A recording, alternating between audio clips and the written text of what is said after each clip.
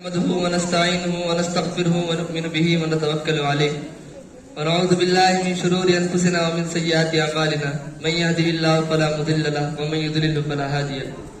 ونشهد ان لا اله الا الله وحده لا شريك له ونشهد ان سيدنا وسندنا ونبينا وحبيبنا ومولانا محمدا عبده ورسوله اما بعد مٹی کی محبت میں ہم آشفت سروں نے مٹی کی محبت میں ہم آشفت سروں نے وہ قرض اتارے ہیں کہ واجب بھی نہیں تھے۔ صدر محترم، اساتذہ اکرام اور میرے عزیز ساتھیوں، یوں تو جلسے ہوتے رہتے ہیں، محفلیں سجتی ہیں، بس نارائیاں ہوتی ہیں، لیکن آج کی محفل ترک و نشاط اپنی ایک تاریخ رکھتی ہے۔ آج کا دن آزاد ہندوستان کی تاریخ کا سب سے اہم اور روشن دن ہے، ایک ایسا دن جس میں تحریک آزادی کی تکمیل ہوتی ہے، مجاہدین آزادی کا خواب شرمندہ تعبیر ہوتا ہے، کروڑوں ہندوستانی باشندوں کو حقیقی آزادی کی فضا میں سانس لینے کا احساس ہوتا ہے۔ اس دن زبانوں پر لگے تالے اور گردنوں میں پڑی توق غلامی سے انسانیت آزاد ہوتی ہے۔ اسی دن عوامی جمہوری حکومت کا آغاز ہوتا ہے اور 200 برس کی قربانیوں کا صلہ ملتا ہے اور انگریزوں کا بنایا ہوا کالا قانون ہمیشہ کے لیے ختم ہو جاتا ہے۔ حضرات، کہنے کو تو ہندوستان 15 اگست 1947 کو آزاد ہوا، غلامی کی زنجیریں ٹوٹی، آزادی کا سورج طلوع ہوا اور مظلومیت و مقہوریت کا طویل دور ختم ہوا اور غازب انگریز ہمیشہ کے لیے ہندوستان سے جانے پر مجبور ہوا، لیکن یہ حقیقی آزادی نہیں تھی، اس لیے کہ ابھی ہندوستان پر انگریزوں کا دھوکہ ہوا، ظالمانہ وحشیانہ آئین نافذ تھا۔ ضرورت تھی کہ ایک آزاد ملک کا اپنا تیار کرتا آئین و دستور ہو اور اس میں ہر شہری کو خود مختاری، آزادی اور برابری حاصل ہو، کسی کو کسی پر ظلم ستم کرتے، کسی کو کسی پر زیادتی کرنے کا حق حاصل نہ ہو، بلکہ ایسا سیکولر آئین اس میں ہندوستان کے ہر عام و خاص آدمی کے تمام شہری و ملی، دینی اور فکری حقوق کی حفاظت و ضمانت حاصل ہو۔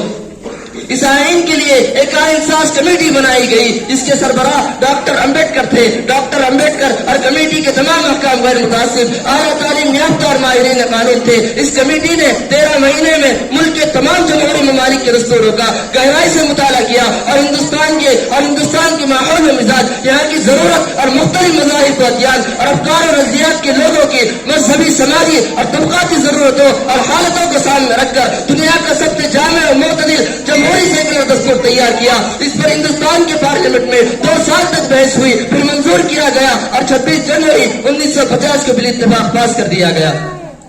میرے عزیزوں، اس ملک کی آزادی کی قربانی میں ہم نے جو کردار ادا کیا ہے، ہمارے بڑوں نے جو کردار ادا کیا ہے، ہمارے بزرگوں نے جو کردار ادا کیا ہے، اس ملک کی آزادی کے لیے ہم نے اور ہمارے بڑوں نے جتنا خون بہایا، ہم بغیر کسی پریشانی کے اس بات کو کہہ سکتے ہیں کہ اتنا پسینہ بھی کسی دوسرے نے نہیں بہایا۔ اس ملک کی آزادی کے لیے ہم نے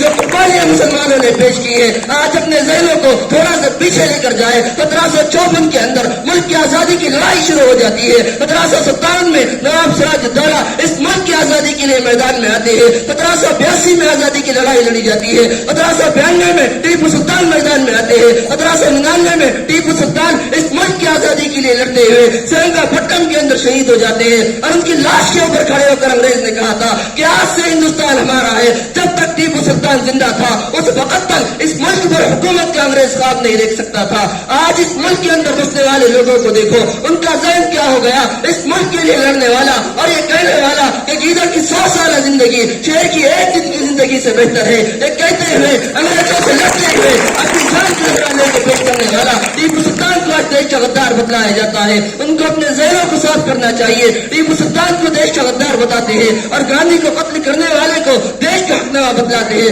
کہاں لے کر جا رہے ہیں ملک کو؟ 1599 میں ٹیپو سلطان شہید ہوتے ہیں۔ اس کے بعد 1803 میں ہندوستان کے اس وقت کے سب سے بڑے عالم، محدث دین، عالم دین حضرت شاہ عبد العزیز محدث ظاہر رحمۃ اللہ علیہ دلی میں بیٹھ کر اپنے مدرسے سے فتوا دیتے ہیں کہ جس طریقے سے مسلمانوں تمہارے اوپر نماز فرض ہے، اس طریقے سے روزہ فرض ہے، اس طریقے سے حج فرض ہے، اے مسلمانوں تمہارے اوپر اس وطن کو آزاد کرانا بھی فرض ہو گیا ہے، تمہارے اوپر اس وطن کو غلامی سے نجات دلانا بھی فرض ہو گیا ہے، تمہارے لیے اس ملک کے لیے لڑنا فرض ہو گیا ہے، تمہارے اوپر اس وطن کے لیے اپنی جان کو قربان کرنا فرض ہو گیا ہے۔ حضرت شاہ عبد العزیز 1803 کے اندر فتوا دیتے ہیں۔ آج اقتدار کی کرسی پر بیٹھے ہوئے لوگ مسلمانوں کی مدارس کو شک کی نگاہ سے دیکھتے ہیں۔ اپنی نظر کو صحیح کرنا چاہیے۔ اے مدارس سے ان سے فتوا جاری ہوا ہے تو یہ ملک آزاد ہوا ہے۔ اگر شاہ عبد العزیز کا فتوا نہ آتا تو یہ ملک کبھی بھی آزاد نہیں ہو سکتا تھا۔ میرے عزیزوں، سید احمد شہید اور شاہ اسماعیل شہید یہ دونوں ملک کے دورے کے لیے نکلتے ہیں، پورے ملک کا دورہ کیا جاتا ہے اور لوگوں سے کہتے ہیں کہ آؤ اور اس وطن کے لیے قربان ہو جانا، اس کے لیے اپنا نام لکھواؤ، تمہیں اس وطن کے لیے قربان ہونا ہے، تمہیں اس مٹی کے اندر دفن ہونا ہے۔ 23-24 سال تک یہ حضرات ملک کے چپے چپے کے اوپر جا کر ایک فوج تیار کی جاتی ہے اور 1824 میں بالاکوٹ کی پہاڑی کے اوپر انگریز کے خلاف جنگ شروع ہوتی ہے اور 7 سال تک انگریز کے خلاف لڑتے ہوئے 1831 میں بالاکوٹ کی پہاڑی کے اوپر شہید ہو جاتے ہیں۔ جو لوگ بچ کر آ گئے وہ اپنے گھروں کے اندر نہیں بیٹھ گئے بلکہ انہوں نے دوبارہ ملک کا دورہ کیا۔ جو اس وطن کی محبت اپنے اندر رکھنے والے، جو اس ملک کے لیے اپنی جان قربان کر دینے والے جو لوگ تھے، ان تمام کو جمع کیا اور 1857 کی جنگ آزادی دلی اور شاملی کے میدان کے اندر لڑی گئی۔ میرے عزیزوں، مسٹر ولیم برطانیہ کے اندر رپورٹ بھیجتا ہے اس ملک کی آزادی کی لڑائی مسلمانوں نے اور علماء نے اپنے کندھے پر اٹھا رکھی ہے۔ اگر اس ملک کے اندر ہم کو حکومت کرنا ہے تو یہاں سے اسلام کو ختم کرنا ہوگا، یہاں سے علماء کو ختم کرنا ہوگا، یہاں سے مسلمانوں کو ختم کرنا ہوگا۔ میرے بھائیوں، ذرا تاریخ کو اٹھا کر دیکھو، ذرا تاریخ کی کتابوں کو پلٹ کر دیکھو تو تم کو معلوم ہوگا کہ 1857 کی جنگ آزادی کے بعد اس ملک کے اندر 3 سال انتہائی اذیتناک گزرے ہیں۔ انگریز کی طرف سے یہ اعلان کر دیا گیا کہ جہاں مسلمان داڑھی اور ٹوپی والا ملے اسے پکڑو اور پھانسی کے پھندے کے اوپر لٹکا دو۔ جاؤ جا کر دلی سے لے کر پشاور تک اس کے درمیان میں جتنے درخت ہیں ان درختوں سے جا کر پوچھ لو، کوئی درخت ایسا نہیں تھا جس درخت کے اوپر کسی مولوی کے گردن میں لٹک رہی ہو۔ مسلمانوں کو بوریوں میں بند کر کے جلتے ہوئے تندوروں کے اندر ڈالا گیا، مسلمانوں کو بوریوں میں بند کر کے اوپر سے گولیوں کا نشانہ بنایا گیا، مسلمان کو پکڑا گیا اور اس کی ایک ٹانگ گھوڑے کی ایک طرف اور دوسری ٹانگ دوسرے گھوڑے میں باندھ کر ایک کو اس طرف چلا دیا گیا، ایک کو اس طرف چلا دیا گیا۔ مسلمان کو پکڑا توپ کے دہانے کے اوپر باندھ کر توپ کے گولے کو چھوڑ دیا گیا اور مسلمان کے برقچے ہوا کے اندر اڑا دیے گئے۔